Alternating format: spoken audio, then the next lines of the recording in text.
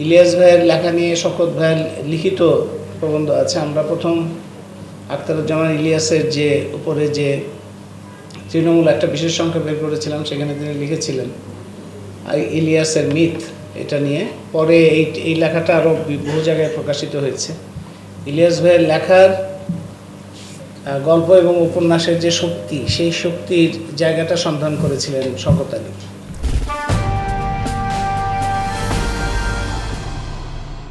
তারা দুইজন খুবই ঘনিষ্ঠ ছিলেন ব্যক্তিগতভাবে, আবার থাকতেনও একটা দীর্ঘ সময় একই পাড়ায়।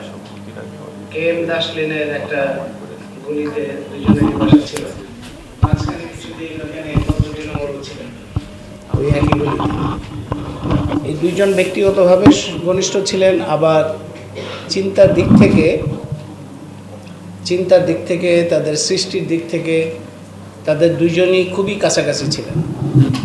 তাদের মধ্যে আলোচনা হতো, বিতর্ক হতো, এবং শওকত আলী তার যে লেখা, সেটা নিয়ে ইলিয়াস ভাইয়ের যথেষ্ট উচ্চকৃত প্রশংসা আছে। ইলিয়াস ভাইয়ের লেখা নিয়ে শওকত ভাইয়ের লিখিত প্রবন্ধ আছে। আমরা প্রথম আখতারুজ্জামান ইলিয়াসের যে উপরে যে তৃণমূল একটা বিশেষ সংখ্যা বের করেছিলাম, সেখানে তিনি লিখেছিলেন ইলিয়াসের মিথ, এটা নিয়ে। পরে এই লেখাটা আরও বহু জায়গায় প্রকাশিত হয়েছে। ইলিয়াস ভাইয়ের লেখার গল্প এবং উপন্যাসের যে শক্তি, সেই শক্তির জায়গাটা সন্ধান করেছিলেন শওকত আলী। গণ অভ্যুত্থানের কথা বলেছেন ফারুক আসিফ। গণ অভ্যুত্থান 69-এর গণ অভ্যুত্থান শওকত আলীও লিখেছেন। 69-এর গণ তার উপন্যাসও আছে। এবং আখতারুজ্জামান ইলিয়াস যে চিলেকোঠা সেপাই, সেটা পুরোটাই 69-এর গণ অভ্যুত্থান নিয়ে। তো এই দুইজনের সাথেই আমার সৌভাগ্য যে দুইজনের সাথেই অনেক সময় আমরা একসঙ্গে কাজ করেছি, কথা বলেছি। তাদের নিয়ে সংগঠন, যেমন বাংলাদেশ লেখক শিবিরের কারণে সাংগঠনিকভাবেও তাদের সাথে একসাথে কাজ করার সৌভাগ্য হয়েছে। আবার তাদের যে সৃষ্টি, সেগুলো নিয়ে বিভিন্ন সময়ে আলোচনা, এবং লেখক শিবিরের প্রকৃত অর্থে একটা সাংস্কৃতিক সংগঠন হিসেবে গড়ে তোলার জন্য তার সাহিত্য সম্মেলন করা, তারপরে তৃণমূল নামে একটা সাহিত্য পত্রিকা প্রকাশ করা, বাংলাদেশের অনেক অজানা এবং অচেনা জায়গায় যে সমস্ত সৃষ্টিশীল কাজ হচ্ছে, সেগুলিকে যুক্ত করার জন্য ইলিয়াস ভাইয়ের বিশেষ আগ্রহ প্রকাশ ছিল এই সাহিত্য সম্মেলন এবং সাহিত্য পত্রিকা। তো দুটো উপন্যাসে আমরা দেখি, এই দুটো উপন্যাস চিলেকোঠার সেপাই এবং খোয়াবনামা, এবং আমরা যারা পড়েছি এবং যাদের দেশের এবং বাংলা ভাষার এবং অন্যান্য ভাষার উপন্যাস, বিশেষত ইংরেজি ভাষা, আমরা তো অন্যান্য ভাষার উপন্যাস পড়ার ক্ষমতা আমাদের খুব কম জনের আছে। তো ইংরেজি ভাষায় আমরা যেসব উপন্যাস পড়ি আর বাংলা ভাষায়, সেগুলোর মধ্যে যে এই দুটো উপন্যাস একেবারে প্রথম সারিতে, সেটা অনেকের মধ্যেই আমাদের মনে হবে, আমাদের মধ্যে এই বিষয়ে কোনো সন্দেহ নাই। ছোট গল্পের দিক থেকে আখতারুজ্জামান ইলিয়াসের কাজগুলো, ছোট গল্প যারা পড়েছেন কিংবা না পড়ে থাকলে অবশ্যই পড়া উচিত। পড়ার কথাটা বলতেই ইলিয়াস ভাইয়ের একজন বন্ধুর কথা মনে পড়ল। ইলিয়াস ভাই মারা যাওয়ার পরে একটা স্মরণ সভা হচ্ছে, সেই স্মরণ সভায় বক্তৃতা দিচ্ছেন অনেকে। তো ইলিয়াস ভাইয়ের খুব ঘনিষ্ঠ, ইলিয়াস ভাইয়ের সাথে তো আমরা অনেক সময় অনেক গুরুত্বপূর্ণ আলোচনায় বসেছি, সভায় বসেছি। সেই সভা এবং আড্ডা, এই দুইটার মধ্যে তফাৎটা বোঝা যেত না, কারণ ইলিয়াস ভাই ওইভাবেই পুরো জিনিসটা, তার মধ্যে যে প্রাণবন্ত ব্যাপার ছিল এবং সমস্ত কিছুর মধ্যে প্রাণ নিয়ে আসার যে ক্ষমতাটা ছিল, তার কারণেই ওই সমস্ত আড্ডার মধ্যে ইলিয়াস ভাইয়ের যে বন্ধুরা খুব নিয়মিত দেখতাম, তার মধ্যে একজন ছিলেন এই জিনু ভাই। মাহবুবুল আলম, জিনু ভাই বলে জানতেন। তো ইলিয়াস ভাইয়ের মৃত্যুর পরে আলোচনা হচ্ছে, অনেকে আলোচনা করছেন। জিনু ভাই উঠে বললেন যে একটা লাইন বললেন যে আপনারা আখতারুজ্জামান ইলিয়াসের লেখা পড়েন। ধন্যবাদ। তো এটাই আমার মনে হয়েছে যে এটাই সবচেয়ে গুরুত্বপূর্ণ, যে তার লেখা পড়া না ছাড়া, মানে পড়া ছাড়া আসলে এই তার মধ্যে প্রবেশ করা যাবে না। তো ছোট গল্প অসাধারণ এবং খুবই শক্তিশালী, বিভিন্ন তার মধ্যে রাজনৈতিক, সামাজিক, অর্থনৈতিক, নৃতাত্ত্বিক যে চিন্তাগুলো ইলিয়াস তুলে আনতে চেষ্টা করেছেন, তার কিছু ফারুক আসিফ বলেছেন যে বর্তমান সময়ে যে চিন্তা, যে ভাবনা, যে সাহিত্যের মধ্যে, রাজনীতির মধ্যে প্রকাশিত যেসব দর্শন, মতাদর্শিক অবস্থান, বিতর্ক, সাম্প্রদায়িকতা কিংবা শ্রেণী বৈষম্য, অন্যান্য বৈষম্য, এই সমস্ত বিষয়গুলো নানাভাবে ইলিয়াস ভাইকে যেভাবে তাড়িত করত, তারই প্রকাশ হচ্ছে তার ছোট গল্প এবং উপন্যাস। মধ্যবিত্তের উপরে তিনি মধ্যবিত্তের ব্যক্তি সর্বস্বতা, এই শব্দটা ইলিয়াস ভাই খুব বলতেন, যে ব্যক্তি সর্বস্বতা এবং ব্যক্তি স্বাতন্ত্র্য, এই দুটোর মধ্যে যে একটা তফাৎ আছে, সেটা তার একটা গুরুত্বপূর্ণ উপলব্ধি ছিল। এবং সেই ব্যক্তি সর্বস্বতা মধ্যবিত্তের মধ্যে, যে মধ্যবিত্ত গড়ে উঠছে, সেই মধ্যবিত্তকে কীভাবে একটা বৃত্তের মধ্যে কিংবা একটা বিষাক্ত বৃত্তের মধ্যে আটকে ফেলে এবং তাতে তার ব্যক্তি চরিত্র এবং সমাজে তার ভূমিকার মধ্যে কী ধরনের অবস্থা তৈরি হয়, সেটার একটা চিত্র আমরা তার বিভিন্ন ছোট গল্পের মধ্যে পাই। উপন্যাসের মধ্যে এগুলো বিস্তৃত আকারে এসছে। চিলেকোঠার সেপাই কথা আপনারা শুনলেন। চিলেকোঠার সেপাই 69-এর গণ অভ্যুত্থানের যে, এটা তো অবশ্যই ইতিহাস না, অবশ্যই এটা হচ্ছে একটা মহাকাব্যিক উপস্থাপনা চিলেকোঠা, মানে 69-এর গণ অভ্যুত্থানের। এটা করতে গিয়ে আমরা দেখি অসংখ্য চরিত্র চিলেকোঠা সেপাইয়ের মধ্যে, অসংখ্য চরিত্র আছে। এখানে কাউকে, ইলিয়াসের কোনো লেখার মধ্যে ঠিক ওরকম নায়ক পাওয়া যাবে না, এখানে অনেকগুলো চরিত্র আছে এবং সব চরিত্রের মধ্যেই দোষগুণ আছে। এরকম না যে নায়ক মানে খুব মহান এবং তার চরিত্র খুব ভালো, ফুলের মতো পবিত্র, এরকম কোনো চরিত্র নাই। সেই চরিত্রগুলো এই সমাজের মধ্যে থেকে উঠে এসছে, কিন্তু ওই চরিত্রগুলোর মধ্যে যে দ্বন্দ্ব সংঘাত এবং সেগুলোর মধ্যে যে ইতিহাস, সেগুলোর মধ্যে সমাজের বিভিন্ন শ্রেণীবিভেদ, বিভিন্ন ধরনের সমাজের মধ্যে যে সমস্ত দ্বন্দ্ব, ওগুলোর প্রকাশগুলো কীভাবে করছে। যেমন 69-এর গণ অভ্যুত্থানের সময় একটা ওই উপন্যাসের মধ্যে কয়েকটা গুরুত্বপূর্ণ চরিত্রের মধ্যে একটা হচ্ছে চেংটু চরিত্র। সেটা হচ্ছে গ্রামের একটা গুরুত্বপূর্ণ, মানে গ্রামের একজন ভূমিহীন মজুর, যে মজুর লড়াই করতে চায় তার এবং সেই লড়াইয়ের মধ্যে দিয়ে সেই সময়কার বিপ্লবী রাজনীতির সাথে তার একটা যোগাযোগ হচ্ছে। আর শহরে আরেকটা গুরুত্বপূর্ণ চরিত্র হচ্ছে হাড্ডি খিজির, যেটা আমাদের এই ঢাকা শহরের শ্রমজীবী মানুষের মধ্যে যাকে পাই, যার পরিচয়ের নিয়ে, যার নিজের মধ্যে নানা রকম প্রশ্ন আছে, অন্তর্জ্বালা আছে, আবার মধ্যবিত্তের সাথে তার যে সম্পর্ক, সে মধ্যবিত্তকে যেভাবে দেখে, সেগুলো নিয়ে তার লড়াইটা যখন আইয়ুব খানের বিরুদ্ধে মিছিল হচ্ছে, সেই মিছিলে আইয়ুব খানের দালালেরা হুঁশিয়ার সাবধান স্লোগান হচ্ছে, স্বৈরাচারের দালালেরা হুঁশিয়ার সাবধান স্লোগান, আইয়ুব মনেন দুই ভাই এক দড়িতে ফাঁসি চাই, এগুলো ছিল সেই সময়কার স্লোগান। ওই স্লোগান হচ্ছে, তখন হাড্ডি খিজির মাঝখান থেকে স্লোগান দেয়, মহাজনের দালালেরা হুঁশিয়ার সাবধান। মহাজনের দালালেরা মানে কি? মানে হচ্ছে সে রিক্সা চালায়, সেই রিক্সা গ্যারেজের যে মহাজন, সেই মহাজনের বিরুদ্ধে স্লোগান দিচ্ছে। এখন মিছিলটা যারা সংগঠিত করেছে তাদের মধ্যে একজন অন্যতম হচ্ছে আওয়ামী লীগের নেতা। সে আওয়ামী লীগের নেতার শ্বশুর আবার হচ্ছে মুসলিম লীগের লোক। তো যখন বলছে মহাজন, যখন বলছে, তখন তো এই আওয়ামী লীগের নেতার শ্বশুর আক্রান্ত হচ্ছে। তখন আওয়ামী লীগের নেতা তাকে ধমক দিচ্ছে, এই ব্যাটা থাম, তুই রাজনীতি এই সমস্ত কিছু বুঝিস না, আন্দাজে স্লোগান। আইয়ুব খানের দালালেরা বলে, মানে আইয়ুব খানের দালালেরা বলা যাবে, কিন্তু মহাজনের দালালেরা বলা যাবে না, কারণ মহাজনের দালালেরা বললে সরাসরি তার শ্রেণীর উপরে আক্রমণটা আসছে। এই যে দ্বন্দ্বগুলো তৈরি হচ্ছে সেই সময়, এবং হাড্ডি খিজির বিশ্ববিদ্যালয়ের কিংবা সরকারি কর্মকর্তার যে চরিত্র, তার যে মেরুদণ্ডহীনতা, সেটা দেখা দিয়ে সেই সময় এনএসএফের আক্রমণ ছিল। এনএসএফ নামে একটা ছাত্র সংগঠন ছিল, যার খুবই যোগ্য উত্তরসূরি ছিল, যোগ্য এবং তার থেকে আরও বেশি বিকশিত উত্তরসূরি ছিল ভূমিকা পালন করেছে ছাত্রলীগ গত 15 বছরে। 15 বছরের ছাত্রলীগকে আপনারা যেভাবে দেখেছেন, তার একটা মানে আর্লিয়ার ভার্সান, কারণ তখন তার এত অস্ত্র ব্যবহার হতো না, তখন চাকু ব্যবহার হতো। এবং তখন মারামারির ধরনটা এখনকার মতো এত বেশি রক্তপাত অত ছিল না, কিন্তু হয়রানি ছিল। ওইটা হচ্ছিল এনএসএফ। সেই এনএসএফ সে আক্রমণ করছে, তারপর তুলে নিয়ে যাচ্ছে একজন কর্মকর্তার স্ত্রীকে, তুলে নিয়ে সোহরাওয়ার্দী উদ্যান তখনকার রেসকোর্স ময়দানের মধ্যে নিয়ে যাচ্ছে, এবং সেই কর্মকর্তা চুপচাপ সেটা হজম করছে, কারণ তার চাকরির ব্যাপার। এবং হাড্ডি খিজির তার প্রতি ঘৃণায় তার যে বহিঃপ্রকাশ, তার যে চিন্তার গঠন, সেটার ওটার মধ্যে ওই সময়ের চিত্রটা আসে। কারণ হাড্ডি খিজিরের এই ধরনের আত্মসমর্পণ করার কিংবা এই ধরনের আপোষ করাটা হাড্ডি খিজিরের চিন্তার বাইরে। কারণ হাড্ডি খিজির যে জীবনযাপন করে সেখানে তার হারানোর কিছু নাই, কিন্তু তার লড়াই করার জায়গা আছে একটা।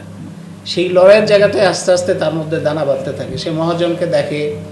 তারপর ওই সময়ে এই যে কারফিউ দেওয়া হইতো, আপনি কারফিউ দিচ্ছে, যেমন আমরা এই যে সর্বশেষ গণ অভ্যুত্থানে কারফিউ দেওয়া দেখলাম যে কারফিউ দিচ্ছে, মানুষজন কারফিউ কোনো গুরুত্বই দিচ্ছে না।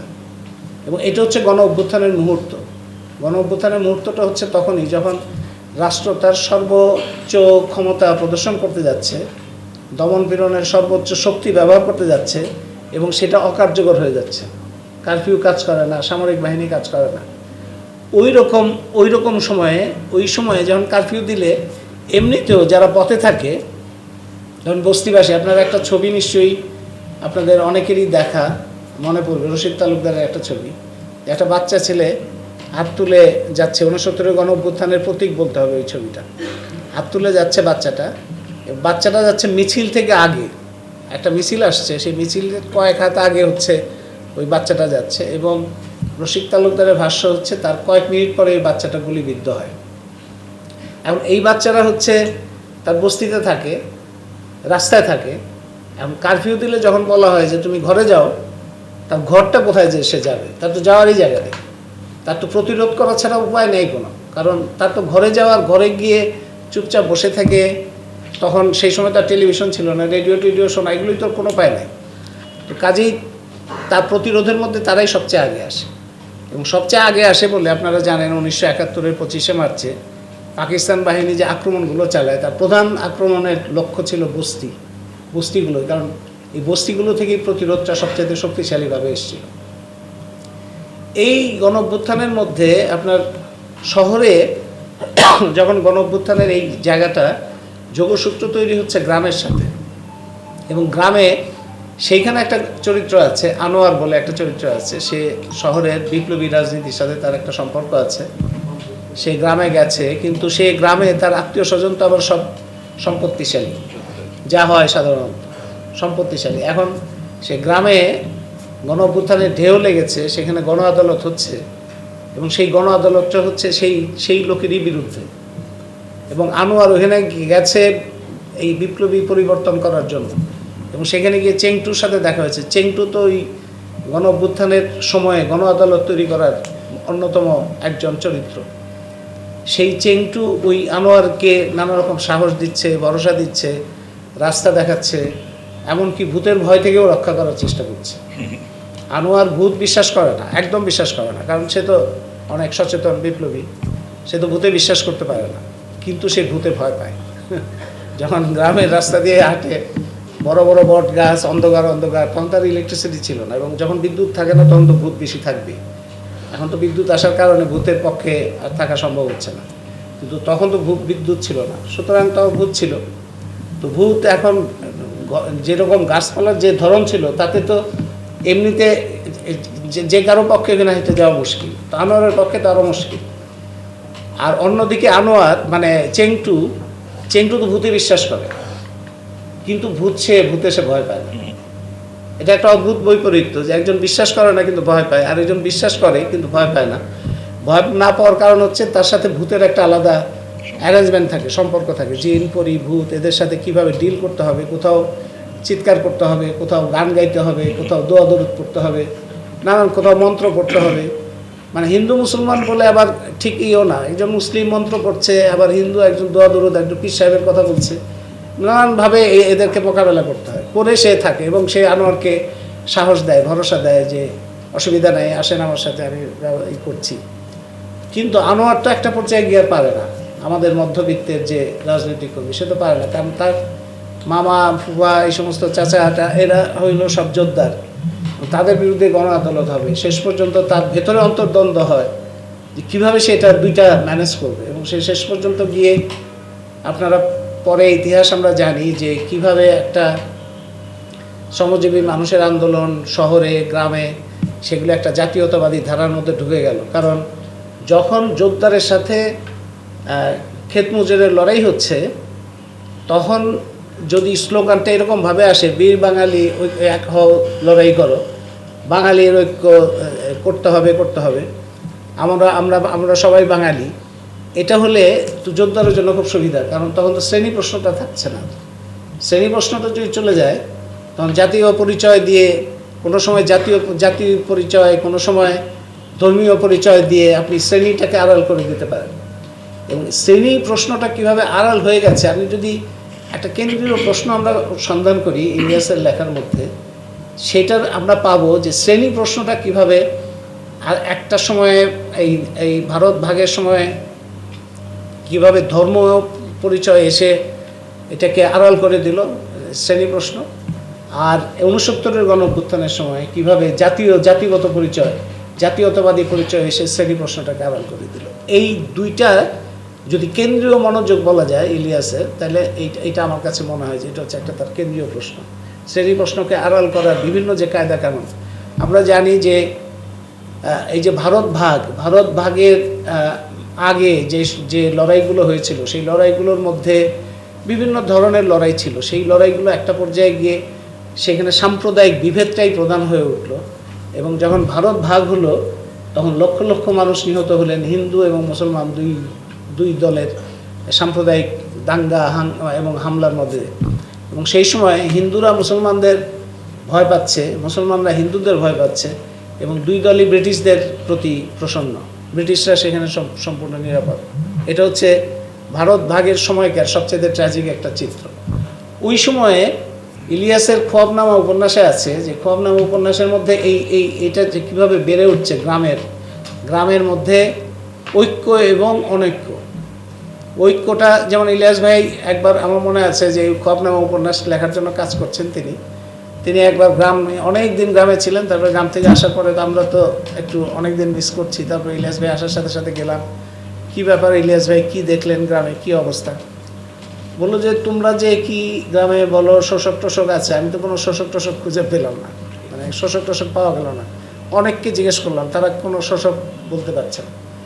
তখন কি ঘটনা কি বলে যে যারা ওইখানে গরিব মানুষ বা যাদেরকে আমরা শোষিত বলি, তারা তো ভরসা করে প্রধান শোষকদের উপরে। তাকে যদি বলা যায় যে আপনাকে কে রক্ষা করে, আপনার ভরসা কি, বলে যে ওই যে শরাফত আলী, উনি তো আমাদের খাওয়ায় পড়ায় বাঁচায় রাখছে।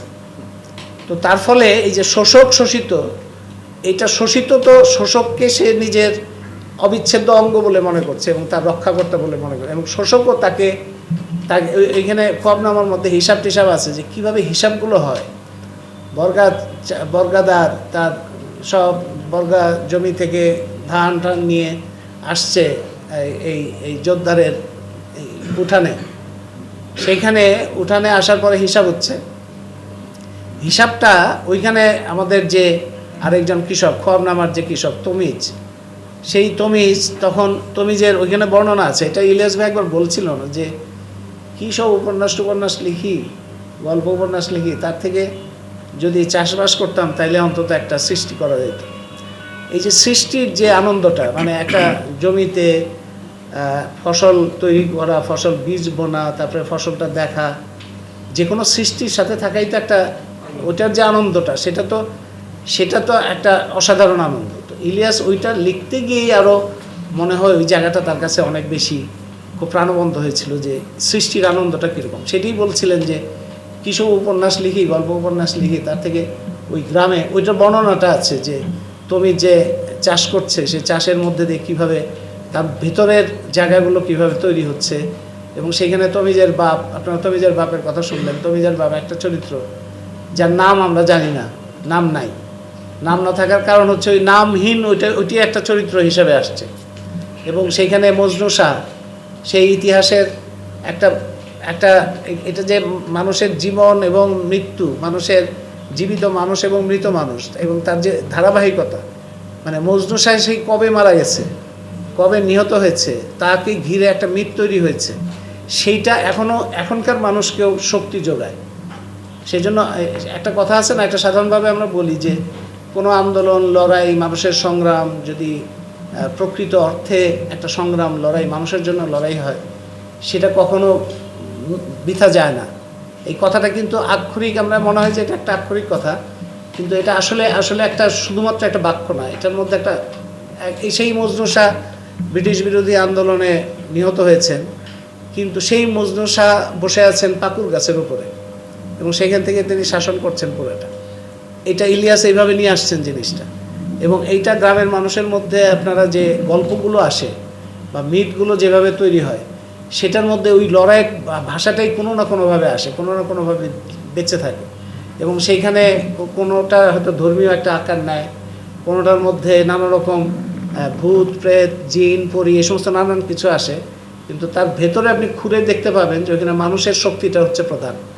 মানুষের যে লড়াইয়ের শক্তি, মানুষের যে প্রতিরোধের শক্তি, মানুষের যে একজনের সাথে আরেকজনের সম্পর্ক গড়ে তোলার যে শক্তি, ওই শক্তিটাই প্রধান হিসেবে কাজ করে, এবং সেইটাই আমরা চিলেকোঠা সেবে এবং করনামা দুইটার মধ্যেই দেখি। এবং দেখি যে ওইখানে যখন আপনি গান গাচ্ছে, ওইখানে গানের কথা আছে। আমি করনামার একটা বড় জায়গা হলো যে ওইখানে সমস্ত পুঁথি, অনেক পুঁথি আছে, এবং ওইগুলি পড়তে পড়তে মনে হয় যে এটা হচ্ছে 200 বছর আগে কেউ লিখলো কিংবা 150 বছর আগে লিখছে। এবং এটা আমরা যখন প্রথম জিজ্ঞেস করলাম যে এটা কার লেখা, এটা কোথায় পেলে লেখা, ইলিয়াস ভাই প্রথম দিকে কিছুই বলতো না, তারপরে ওরকম পরিষ্কারভাবে বলেও নেই আসলে, কিন্তু ওনারই লেখা আসলে। কিন্তু দেখে মনে হয়, এবং ওইটার লেখার শক্তিটা অর্জন করার জন্য ওই ওই ওই ওই যোগাযোগটা তৈরি করার জন্য ইলিয়াস ভাই অনেক পুঁথি সংগ্রহ করেছেন, অনেক পুঁথি পড়েছেন। মানে মানুষকে জানার জন্য, ইতিহাসের সাথে এটা একটা তফাৎ যে মানুষকে জানার জন্য কিংবা মানুষের শক্তিটা বোঝার জন্য, মানুষের চৈতন্য বোঝার জন্য অনেক কিছুর মধ্যে তো মানুষ আসলে ছড়ায় থাকে। মানুষ তো শুধুমাত্র একটা রাস্তা দিয়ে হাঁটছে তা না, তার কথা শুধুমাত্র তার বাক্য থেকে বোঝা যায় না, তার মধ্যে। এবং বাংলাদেশের মানুষের একটা ধরন আছে, আপনি যখন একটা কথা জিজ্ঞেস করবেন, সেই কথার মধ্যে উত্তরের মধ্যে দেখা যাবে যে উত্তর দিতে গিয়ে সে একটা গল্প বলছে, কিংবা একটা শ্লোক বলছে, কিংবা একটা কবিতার লাইন বলছে, একটা জারি গানের একটা কথা বলছে। এইটা তার মানে তার কথার মধ্যে একটা নানান কিছু ওর মধ্যে আসে, যেটা মানুষ, এটা straight cut yes no very good না, ওর মধ্যে অনেক ধরনের চরিত্র, অনেক ধরনের কথা, অনেক ধরনের তার ধারণা, কিংবা তার বলা যায় যে তার অনেক কিছুর সম্পর্কে আবছা ধারণা কিংবা ভেতরের বিভিন্ন ধরনের আকাঙ্ক্ষা, ওগুলো নানানভাবে প্রকাশিত হয়। তো সেইগুলি আমরা এই বিভিন্ন ধরনের পুঁথি এবং গানের মধ্যে পাই। সেই গান কিভাবে রাজনৈতিক একটা গানে পরিণত হইল, সেটার একটা করনামায় আমরা পাই, সেটার একটা বর্ণনা, একটা বিশদ বর্ণনা, যে কিভাবে তেভাগা আন্দোলন হচ্ছে, এবং করনামার একটা বড় জায়গা হচ্ছে তেভাগা আন্দোলন হচ্ছে তখন। সেই তেভাগা আন্দোলনে গান তৈরি হচ্ছে। আমরা প্রত্যেকটা পর্যায়ে যে যত আন্দোলন সংগ্রাম সব কিছুর মধ্যে তো গান তৈরি হয়, কবিতা তৈরি হয়, মানুষের আকাঙ্ক্ষার প্রকাশ ঘটে। এবং আমরা এই যে সর্বশেষ 24-এর গণঅভ্যুত্থানের মধ্যেও দেখবো যে অনেকগুলো গান তৈরি হচ্ছে। এবং আমরা সুন্দরবন আন্দোলনের মধ্যে দেখেছি, সুন্দরবন আন্দোলনের এই কয়েক বছরে অনেকগুলো গান তৈরি হয়েছে। এইগুলো কিন্তু একটা স্বতঃস্ফূর্তভাবে আসে। তো এই তেভাগা আন্দোলনের সময় এরকম গান তৈরি হয়েছে। তো ইলিয়াস দেখছেন সেই গানগুলো আস্তে আস্তে কীভাবে বদলে যাচ্ছে, মানে গান তৈরি হচ্ছে, তেভাগা আন্দোলন আস্তে আস্তে দুর্বল হয়ে যাচ্ছে। সেখানে কমিউনিস্ট পার্টির নানা রকম সমস্যা আছে। সেই সময় আপনারা জানেন যে শ্রেণী প্রশ্ন নিয়ে কমিউনিস্ট পার্টির লড়াই, সেই লড়াইটা দুর্বল হয়ে গেল, কারণ কমিউনিস্ট পার্টি তখন নিজেদের শ্রেণীগত দিক থেকে লড়াইয়ের জায়গাটাকে দুর্বল করে দিয়ে মানে তখন আবার আরেকটা ঘটনা ঘটলো, সুভাষ বোস একদিকে, কমিউনিস্ট পার্টি আরেকদিকে, তাতেও লড়াইয়ের একটা দুর্বলতা তৈরি হলো। আবার কমিউনিস্ট পার্টি যখন দ্বিতীয় বিশ্বযুদ্ধের সময় সোভিয়েত ইউনিয়নের সাথে ব্রিটেনের ঐক্য, সেটাও একটা সমস্যা তৈরি করলো। এবং এই সমস্ত কিছুর মধ্যে যে বিভ্রান্ত অবস্থা, সেই বিভ্রান্ত অবস্থার মধ্যে কমিউনিস্ট পার্টি তখন শ্রেণী প্রশ্ন ছেড়ে তখন জিন্নাহ গান্ধীর ঐক্য নিয়ে তাদের তখন প্রধান মনোযোগ করলো। জিন্নাহ গান্ধীর ঐক্য দিয়ে তো সাম্প্রদায়িকতার সমস্যার সমাধান হবে না, কারণ বরঞ্চ শ্রেণী রাজনীতির বিকাশ ঘটলেই সাম্প্রদায়িকতার প্রশ্নটাকে যথাযথভাবে মোকাবেলা করা যেত। তো এই কমিউনিস্ট পার্টিও দুর্বল হয়ে গেল এবং দুর্বলতার মধ্যেই এই সাম্প্রদায়িক যে প্রশ্নটা, সেই প্রশ্নটা সামনে আসলো এবং সেইটাই গানের মধ্যে দিয়ে কীভাবে পরিবর্তন হয়ে যাচ্ছে। যখন তেভাগার গান হচ্ছে যে জোরদার কৃষকের জমি নিয়ে নিচ্ছে, জোরদার কৃষকের ধান নিয়ে নিচ্ছে, এইটা নিয়ে গান হচ্ছে। সেই গানের পরে হঠাৎ করে মুসলিম লীগের নেতা এসে এই মহাজনদের বিরুদ্ধেই পাকিস্তানের লড়াই, এই মহাজন থেকেই আমাদের উদ্ধার করে পাকিস্তান এটা সমাধান করবে, পাকিস্তান এই শোষক। এটার একটা সহজ কারণ ছিল যে জমিদার জোরদাররা প্রধানত হিন্দু ছিলেন আর কৃষকরা ছিলেন মুসলিম, সুতরাং এইটাকে খুব সহজেই সাম্প্রদায়িক একটা চরিত্র দেওয়া খুব সহজ ছিল। যদিও ইলিয়াস বারবার দেখাচ্ছেন যে কিভাবে মুসলিম লীগের নেতা আসছেন তার যোদ্ধার হিসেবে, জমিদার হিসেবে, তার আশা আকাঙ্ক্ষা, তার কথাবার্তা, তার ধরন, এবং তার আবার হিন্দু জমিদারের সাথে তার যে ঐক্য, আবার যখন তেভাগার কথাটা বলা হচ্ছে সেটাকে কিভাবে থামাচ্ছে, এবং গান কিভাবে পরিবর্তন হয়ে কেরামতের গানটা আবার পরিবর্তন হয়ে সেখানে পাকিস্তান ঢুকে গেল, এবং কিভাবে এই যখন পাকিস্তান হয়ে গেল তখন যখন তমিজ আবার জিজ্ঞেস করে যে আপনারা যে বলছিলেন যে তেভাগার ওই কথাটা যে বলছিলেন প্রতিশ্রুতি ছিল, ওটা কি হইল? তখন উত্তর হইলো, এত কথা তোমাদের মনে থাকে, এত কথা কেমনে তোমাদের মনে থাকে, মনেও রাখতে পারো তোমরা, এইরকম করে ওইটা চলে গেল। ওইটা হাসি ঠাট্টা এই করে টোরে ওইটা নাই পাকিস্তানে, তো ওই প্রশ্নটা আসলো না, পাকিস্তান ওই জায়গাতেই থেকে গেল। তো এইগুলির মধ্যে দিয়ে আমি মনে করি যে এই উপন্যাস এবং গল্পের মধ্যে গল্প উপন্যাসে যেমন মাদ্রাসা বা ধর্মীয় শিক্ষা, ধর্ম, এগুলো ইলিয়াসের মনোযোগের একটা জায়গা ছিল। যেমন তিনি তো শিক্ষক ছিলেন, আবার প্রাথমিক শিক্ষা অধিদপ্তরের দায়িত্ব পালন করেছেন কিছুদিন। তার ফলে সারা দেশে বিভিন্ন প্রাথমিক স্কুল, মাদ্রাসা এগুলি তিনি পরিদর্শন করেছেন। পরিদর্শন করে ওগুলির যে শিক্ষক, শিক্ষার্থী, মাদ্রাসা কিংবা স্কুল, এগুলো দেখেছেন। মাদ্রাসার ব্যাপারে তার প্রধান বক্তব্য ছিল যে মাদ্রাসার যারা শিক্ষার্থী, তারা মাদ্রাসার শিক্ষার্থীকে বুঝতে হবে, গুরুত্ব দিতে হবে, মাদ্রাসার শিক্ষকদেরও গুরুত্ব দিতে হবে, ইমাম এবং অন্য যারা ধর্মীয় আছে তাদেরও গুরুত্ব দিতে হবে। কিন্তু এটাকে মহিমান্বিত করার কাজটা কখনো ইলিয়াস করেননি। ইলিয়াস যেটা করেছেন যে কিভাবে মাদ্রাসা শিক্ষাটা কিংবা মাদ্রাসা শিক্ষার্থীরা কিভাবে শাসকদের একটা ইনস্ট্রুমেন্ট হিসেবে ব্যবহৃত হয়ে আসছে দিনের পর দিন, বছরের পর বছর, এবং যারা বলে যে মাদ্রাসা শিক্ষা টিকিয়ে রাখার কিংবা এটাকে বিকশিত করার জন্য যারা একের পর এক নীতি প্রণয়ন করে, তারা নিজেদের সন্তানদের কখনোই মাদ্রাসায় দেয় না, কারণ তারা নিজেদের ক্যারিয়ার তৈরি করে আরেকভাবে, কিন্তু তারা তাদের জন্য একটা রেডিমেড রিজার্ভ ফোর্স হিসেবে তারা মাদ্রাসাকে ব্যবহার করে। এবং সেইখানে ইমাম সাহেব এবং যারা ধর্মীয় পেশাজীবী মানুষ, তাদের নিয়ে ইলিয়াস ভাইয়ের গল্প আছে বেশ কিছু, এবং সেই গল্পের মধ্যে চরিত্র একটা গল্প যেমন বিশেষভাবে উল্লেখ করতে হয়, কান্না গল্পটা, যেখানে একজন ভদ্রলোক তার আত্মীয়ের কবর জিয়ারত করতে যাচ্ছেন। সেখানে একজন ধর্মীয় একজন হুজুর আছেন যার দায়িত্ব হচ্ছে ওখানে দোয়া পড়াটা হচ্ছে তার দায়িত্ব, এবং সেখানে দোয়া পড়তে গিয়ে তিনি যে কাঁদেন যখন, সেই কান্নাটার ধরেই হচ্ছে গল্পটা। এবং সেই কান্নার পেছনে এই কান্নাটা কি কান্না, এই কান্না কি একটা কৃত্রিম কান্না, নাকি এই কান্নাটা আসলে ওই যে কবরে যিনি শায়িত আছেন তার প্রতি সহানুভূতি থেকে কান্না, নাকি তার জীবনের যে নিষ্ঠুরতা, যে নিষ্ঠুর জীবনের মধ্যে তিনি নিজে আছেন। ওই হুজুর, তার জীবন তো খুব সহজ না, খুব সরল জীবন না এবং সচ্ছল জীবন না, তাকে অনেক স্ট্রাগল করতে হয়। তার ছেলে মেয়ে, তার বউ দূরে থাকে, তাদের আয় অনেক কম, তাদের নিরাপত্তা নাই, এবং তাদের জীবনের অনেক রকম কষ্ট আছে যেগুলি তারা শেয়ার করতে পারে না, এবং তাদের নির্ভরশীল থাকতে হয় অনেক সব বিত্তবান লোকজনদের উপরে। এই যে নির্ভরশীলতার কারণে তার মধ্যে যে অসহায়ত্ব, সেই অসহায়ত্বের প্রকাশ কি ওই কান্নার মধ্যে বের হয়ে আসে? এই সমস্ত প্রশ্নগুলোই আমরা দেখি যে ইলিয়াসের গল্পের মধ্যে এবং উপন্যাসের মধ্যে ঐক্য অনৈক্য, যেমন আমাদের একদিকে যেমন ঐক্য তৈরি হয়, আবার কীরকম অনৈক্য তৈরি হয়। যেমন গ্রামের মধ্যে যে এক তো হিন্দু মুসলমান একটা বিভেদ তৈরি হইলো একটা পর্যায়ে গিয়ে, আবার হিন্দুদের মধ্যে বিভিন্ন জাতিভেদ আছে, বিভিন্ন কাস্ট প্রবলেম আছে, আবার মুসলমানদের মধ্যেও জেলে মাঝি, একটা জেলে মাঝি কিংবা যারা তাঁতি, এদের মধ্যে যে বিভেদটা, এই বিভেদটা একেবারে পাহাড় পর্বত সমান। মাঝে এদের মধ্যে পারিবারিক সম্পর্ক, প্রেম তো প্রশ্নই আসে না, প্রেম বিয়ে এগুলোই একটা অসম্ভব ব্যাপার। তো এরা একই ধর্মের, কিন্তু তার মধ্যে আবার নানা রকম বিভেদগুলো গ্রামে কিভাবে হয়, এবং শ্রেণীর মধ্যেও এই বিভেদগুলির কারণে শ্রেণীর মধ্যে ঐক্য অনেক সময় হইতে পারে না, এবং এর মাঝখান দিয়ে সাম্প্রদায়িকতা ঢুকে যায়।